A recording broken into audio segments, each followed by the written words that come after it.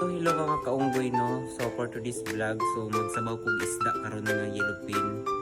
So mo ni akong mga ricados. Mo ni ang tulingan na isda pagsabaw.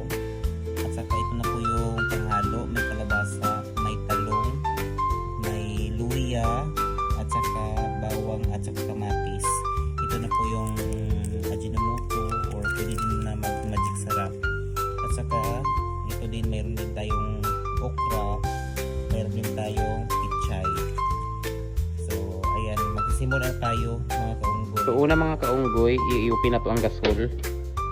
So painito na to ang aton nga pressure cooker. Akong gigamit. So wala pa na nainit.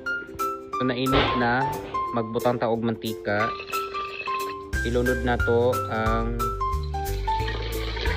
sibuyas. Sunod ang luya. Ato asang gisaw ng isda guys. Sunod ibutang na to ang kamatis.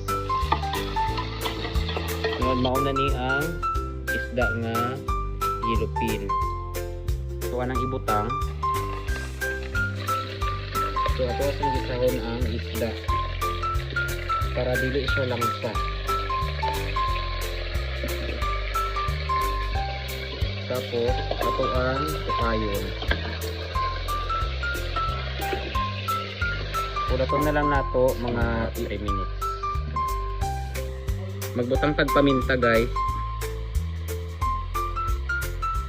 Yan.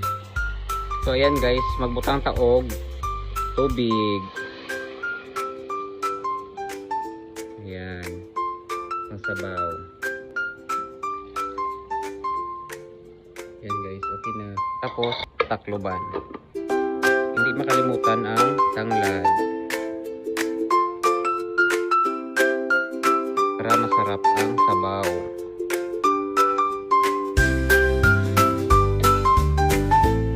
Tutulan guys, bukan pag magic sarap. Para lamig guys. And kunting asin. I-mix. Atong tilawan kung okay na ang lasa.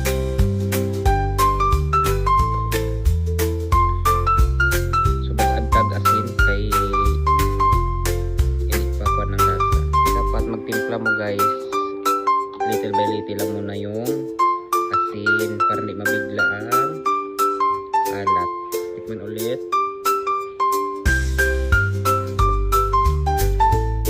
Yan, okay na. Lunod na to ang kalabasa o ang talong kay dugay kayo ni malasa. So bukalo na to. Ilunod ang okra guys.